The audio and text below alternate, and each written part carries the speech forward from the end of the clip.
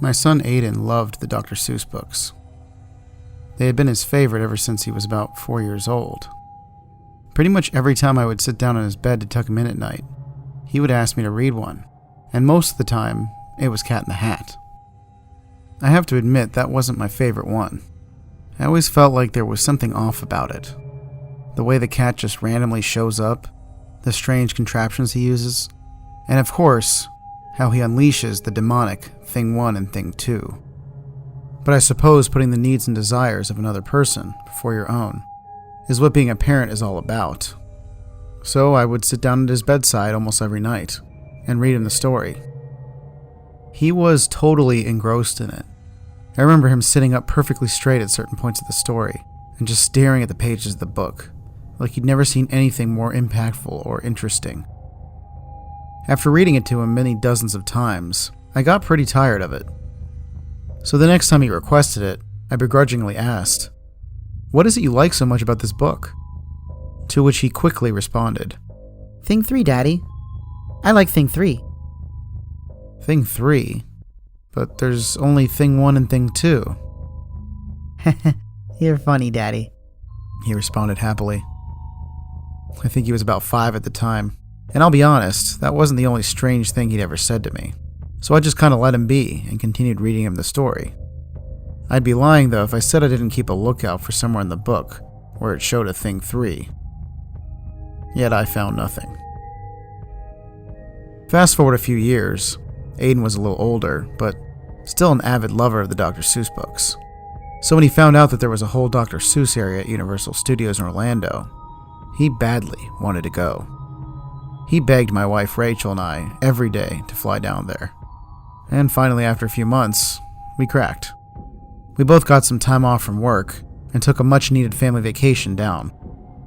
Aiden was so excited while on the trip that we had to plead with him a few times to calm down in the airplane. I guess he always was kind of a hyper kid. Once we finally arrived at the park, of course our first destination was the Seuss area in Islands of Adventure. And I have to admit, Universal did a pretty good job with it. While it's targeted at kids, the theming really is spot on. It makes you feel very immersed in the world of Dr. Seuss, even as an adult.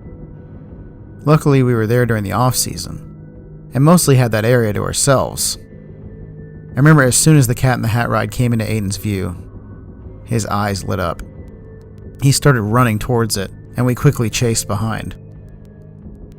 Now, I'm not sure if you've ever been, but it's probably one of the emptiest rides in all of Universal, which really makes it kind of creepy as soon as you enter the queue. The loading zone was completely barren, and as soon as we approached the track, a very tired-looking employee loaded the 3 of us onto one of the cars. Now, I'm not sure if it was just because no one else was there, but the ride felt really eerie. Everything from the old rubbery animatronics to the shadows of Thing 1 and Thing 2 running up the walls. However, again, it was for Aiden, and he didn't see it that way. Once we got off, Rachel and I looked at each other just baffled by the weirdness of it. However, of course, Aiden was ecstatic, which I felt really good about. At least until Rachel asked him what his favorite part of the ride was. The part with Thing 3. I love Thing 3. He said as he casually began walking towards the playground area near the ride. After that, I'll admit I got kind of freaked out. I remembered him as a little kid making stuff up like that, but he was a little old to be doing it still. So I told him, maybe a bit too sternly, that there was no Thing 3 in the ride, and there wasn't one in the story either. I remember he just stared at me, eyes tearing up, and then went to go hug his mom, who then looked over at me disapprovingly. At that point, we pretty much just moved on with the rest of the trip. We did mostly all the other rides, and overall had a pretty good time, but I never really could shake what he had said. On our last day, we tried to figure out one more thing to do before heading home. We asked Aiden, and of course he said he wanted to ride Cat in the Hat again. I didn't really like the idea, but I suppose I didn't have much control over it, so his mom and him went in while I waited at the exit. I pulled out my phone and started reading from a book I had started on the trip, and before I knew it, close to an hour had passed. There was literally no line, and the ride was like 2 minutes long, so that was really odd. I decided to call Rachel and see what was up, but her phone went straight to voicemail. Thinking maybe the ride had broken down, I walked into the queue to go ask one of the employees. Upon arriving in the loading zone, I started getting pretty freaked out. The ride was operating completely normal, and there was pretty much no line at all. I went and asked one of the employees if they had seen Rachel and Aiden get onto the ride, and they confirmed that they had at least an hour before. So I immediately asked if they could radio park security and have them help me look for them. Now, I don't know if you have ever lost someone at the parks, but they've got a pretty robust procedure for when something like that happens. However, even though they searched for an hour, they were not able to locate Aiden and Rachel. We even checked the security footage at the exit, but never saw them leave the ride.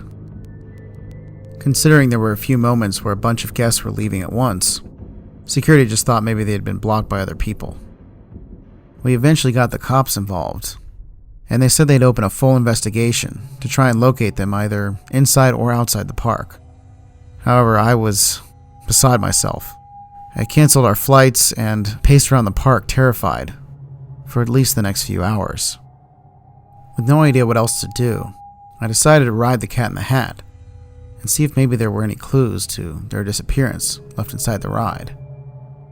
As the ride vehicle started, I began to realize just how disturbing the ride really was, especially after an incident like mine. Eventually, I approached the room where Thing 1 and Thing 2 were introduced, and I started noticing something I hadn't the first time I rode. It was like a quiet whimpering of a woman echoing through the corridors, without a specific location I could determine. Then I heard the sound of something scurry across the track from behind my vehicle, then above it. I looked around and saw nothing, but then heard something giggling from in front of me. I turned around and saw these Thing 1 and Thing 2 props pop out in front of the ride vehicle. They were bouncing from side to side and laughing hysterically as they did these disturbing somersaults. Then as the vehicle entered the next room, I realized the scene was now comprised of an animatronic woman who looked like Rachel laying on her back. Her mouth was frozen open and eyes rolled in the back of her head. On her chest sat one of the little things, holding a kitchen knife with a huge smile on its face. There was a number 3 on his jumpsuit. The more I looked at it, the more I realized its face looked like Aiden's, aside from the blue hair and white face. Upon this realization, I screamed and tried to get off the ride, only I couldn't get out of my restraints. After it finally ended, I told the employees to call security immediately and have them check it out. Security eventually showed up, and after thoroughly investigating all the rooms, they said they never found the woman or the Thing 3 prop I had said was in there.